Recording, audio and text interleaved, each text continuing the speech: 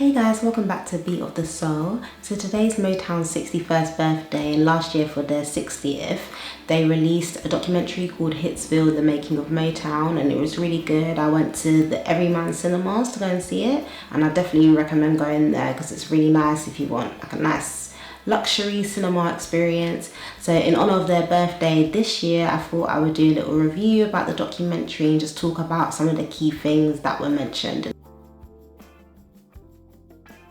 Berry Gordy owned a record store and he tried to sell his customers jazz, but the people in Detroit wanted the blues. So this led to the record store not working out and he became bankrupt. So he had to find a new job and he ended up working on the assembly line at Ford Motors. So at Ford Motors on the assembly line, different things would be getting added to a car at different stations, and then at the end of the assembly line you'd have a brand new car. So this led to Berry having a light bulb moment and thinking, oh my gosh, if this works with cars, maybe this can work with humans. But people thought he was ridiculous because cars and humans aren't the same, but his intention wasn't to treat humans like cars. But this whole idea led to the beginnings of Motown. He wanted different rooms, different stations. So for example, a room for dancing, a room for artist development, a room for production, etc. And each artist would go through these different stations, these different rooms, and basically come out a star. Berry met Smokey when a group Smokey was in audition for Jackie Wilson's manager, but they were rejected and Berry told them that they were good. And when Smokey met Berry, he had a notebook of around 100 songs, but Berry criticised his writing and was like, you're just rambling, but you rhyme well. And then from this point onwards, Berry mentored Smokey. Got a Job by The Miracles and Smokey Robinson was in the R&B top 5. I got a job. So Berry knew that they were selling records, but he was only being paid $3.19 in royalties. And back in those days, like, people paid you if they wanted to pay you. And if you were black, it was even harder to get paid. So when I heard this in the documentary, I was just thinking, wow, like, here we go. It's just so sad. It's just so sad. Like, you have an R&B top 5 and you're only getting paid $3.19 in royalties. Like, it's ridiculous. So Smokey said to Berry, if this is the type of money you're gonna make, you might as well just start your own business. And that's how Motown started. The migration from the South, the automotive industry, churches, clubs, and even people being on the corner were vessels to discover talent. Music existed in the community, but it took Hitsville to give people a place to collaborate. There was big investment in public education in Detroit, so they had great public music programs in high schools, and Motown artists came from these communities. Smokey talks of a time where Berry called him at about 3 AM and was like he couldn't sleep because he wasn't happy with the sound, the feeling, the beat of the song. So he wanted to change it, and Smokey was like, okay, I'll see you tomorrow. But Berry meant right now. Imagine being called at 3 AM to come and change a song and you can't just wait till tomorrow. It just shows how passionate Berry was, I guess. The newer version of Shop Around went #1, and both versions of the song were still selling, were still on the radio, and it was quite interesting to hear that in the documentary because you don't really hear of stuff like that happening now. My mama told me you better shop around. My mama told me you better shop around.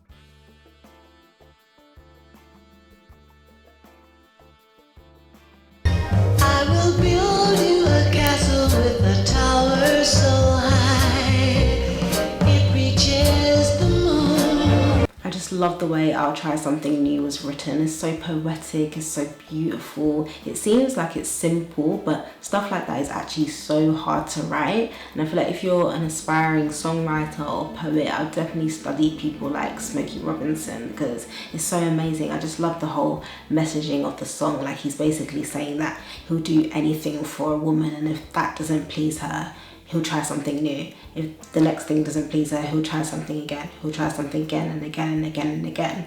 And it'd be cool if more people had that mentality. Marvin Gaye wanted to change his career many times. He wanted to be a football player, a boxer, an astronaut, etc. Marvin started Motown as a jazz singer and was told he wasn't going to sell any records singing in that jazz style. Berry would suggest chords to Marvin, but Marvin thought that Berry's suggestions were killing his jazz. I guess I'm just a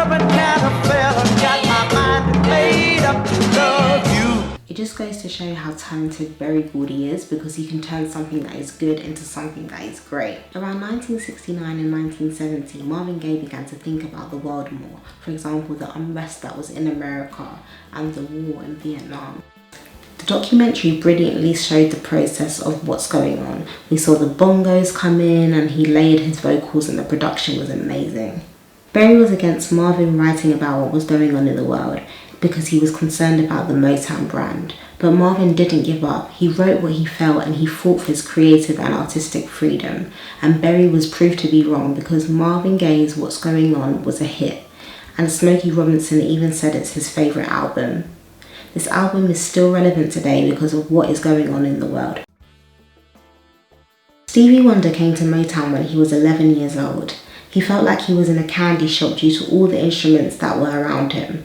People were amazed at his ability to play the piano, the drums, the organ, the bongos, the harmonica. He could play everything, and people thought he was a genius. The Jackson brothers said the only songs they learned back in those days were the Motown songs, because they were the biggest songs on the radio. They had to sing Marvin Gaye, Stevie Wonder and Smokey Robinson songs in front of them. Smokey said whenever he sings Who's Loving You, young people especially say, "Why don't you sing Michael Jackson's song?" And Smokey's like, "Michael Jackson's song? I wrote that song before he was born." When I had you here, when I had. The Supremes were called the No-Hit Supremes at first. They needed a hit, otherwise their parents would make them go back to college. Luckily for them, Where Did Our Love Go came out and they were no longer the No-Hit Supremes. Baby, baby, baby, don't leave me.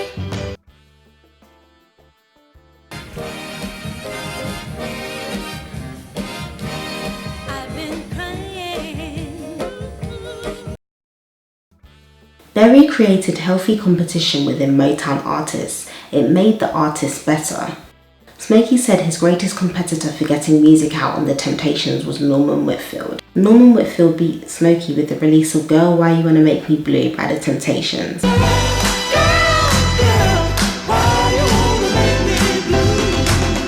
When Smokey Robinson had come up with My Guy by Mary Wells, he wanted to follow this up by coming up with My Girl for The Temptations. Nothing you can take can tear me away from my God. My girl, my girl, my girl, talking about my girl.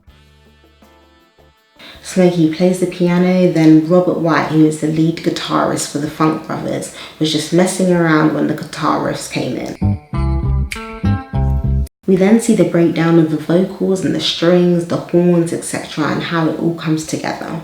Smokey said that people always ask him, "Don't you wish you would have kept My Girl for yourself?" And he responds by saying no, because he wouldn't have written the song if it wasn't for the Temptations, because he wanted to showcase the voices of other members like David Ruffin. Berry wanted Smokey to be competitive with Norman. They were fiercely competitive with each other, but they helped each other because at Motown they were a family. I like how at Motown they had this concept of family, and we don't really hear or see this concept of family with major labels now. Maybe for smaller labels like Dreamville, for example, or TDE, and I'm sure there's plenty of others, but it's not something that's really shouted about. After songs were written, sold and produced, Motown took their artists and their own band on the road. Smokey always closed shows as he was the star and everyone respected him. Everyone wanted to have the end spot, so there was competition again. Whoever went first would try to perform the best that they could, and they would challenge the next person to do better. I like how people wanted to outdo the other person, but they would still help each other. And it's definitely one of the reasons why they were so successful, because it made people better themselves because they wanted to do better and beat the other person. Berry had picked up the concept of quality control from Ford Motors. The record would be brought in and there would be a vote. The purpose of this was to determine what was a hit. Quality control meetings were described as beautiful and loving but vicious. The documentary showed how the quality control meeting took place. For example, people would vote on My Girl by The Temptations, and there would be a vote of people who thought it was a hit, it wasn't a hit, and those who were undecided. The vote would then determine if the song would be released or not. Berry would always say you've got to get them in the first 10 seconds, so people would come up with fabulous intros to get the audience's attention immediately. I know you wanna leave me. Artist development involved learning choreography, learning how to move as a band, and 2 days a week artists had to go to artist development. So Maxine Powell taught artists how to walk, talk, be aware of their body language, build self-esteem and do things gracefully. They helped artists to be socially accepted, but some black people were not happy about this, and they had the mentality of, why do I have to do that? Why do I have to act white in front of these white folks? I want to be me, I want to be black. They're calling me anyway, why can't I just own that? And Berry said, yeah, you could own that, but then what happens to the art? And the business is colourless, it just has feeling. I definitely understand why people wouldn't want to change themselves, because they're just going to be ridiculed against anyway for their skin colour. So it's like, why do I have to compromise myself? Why can't I be myself just to please other people? It's sad that they had to change themselves just to be palatable to a certain type of audience. Motown was marketed as the sound of young America, so their target audience were children who had been born after World War II, who were coming into their teen years by the early 60s. Motown were aware of the importance of this market for selling records. When people would see the Motown label, they would buy it without even looking at what the product was. Berry convinced an Italian salesman named Barney Ells, who was at the top of his game, to come and work for Motown. There was a time when he went with him to a restaurant and the people in the restaurant said, sorry, we don't serve black people here. And Barry Ells said, that's fantastic because I don't eat them. And here everyone in the cinema was laughing. It was hilarious. I thought that joke was so funny. And this is the first time in a documentary that we remember and realise that although the music is so great and happy and bubbly, in the real world, when you step outside those doors, there's racism, there's discrimination, there's segregation, and all of these negative things. Berry's dream was to make the whole world hear and understand the music. But when you couldn't get the music played on white stations, it begs the question, what makes you think white people are going to like your music? Berry said it's not black music, it's music by black artists. Barney helped get records played on white stations. Berry was criticised by a lot of black people for having whites and Jews working at Motown. Berry didn't care about race or gender, but he wanted to win, so he wanted the best people for the job. There would even be women in high positions, which was forward thinking for the 60s. Women did jobs that men would do and did it better than men. When they were on the road and went to the Deep South, the segregation was real. In the South, they were not allowed to use the toilets or stay in hotels. In Virginia, they did a gig and got shot at. There was a lot going on at that time, from assassinations to race riots and people being burned. The artists recall of a time when they did a gig and there were blacks on one side and whites on the other side. Smokey told the promoter that they were not going to perform if they kept the rope down the middle.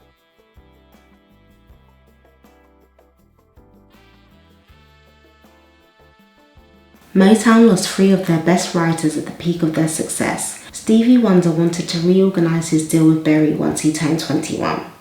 Stevie didn't want to be in a box and wanted full control, so Berry gave him what he wanted.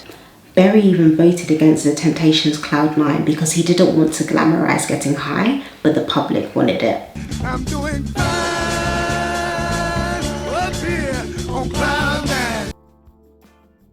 Motown music helped Martin Luther King's movement. Motown was bringing emotional integration to people, and Martin Luther King wanted to be connected with Motown. It just shows how powerful music is. It has the power to change people's perspectives and change people's perceptions and attitudes. Motown went from a record company to an entertainment conglomerate.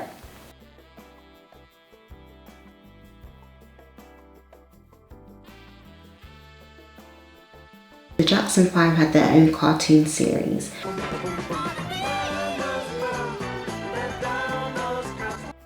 Berry saw the power of TV very early. He said that if you wanted an artist to grow globally, TV was a great way to do this.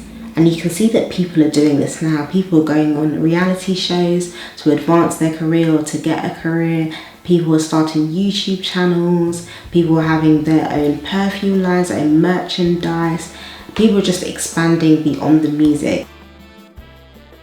I didn't know much about Motown beforehand. Like, I listened to their artists, like Marvin Gaye, for example, was one of my absolute favourites, but I didn't know the history behind the company. So it was a great documentary for me. I learned so much, and I like how they showcased the unsung heroes. So we got to see secretaries, arrangers, producers, writers, people who worked in distribution. Like, I really liked that it wasn't just about Berry, Smokey, and people like the Jackson 5, Stevie Wonder, the Supremes. It wasn't just about all the big artists and the big people behind the label all the time. So I thought that was great.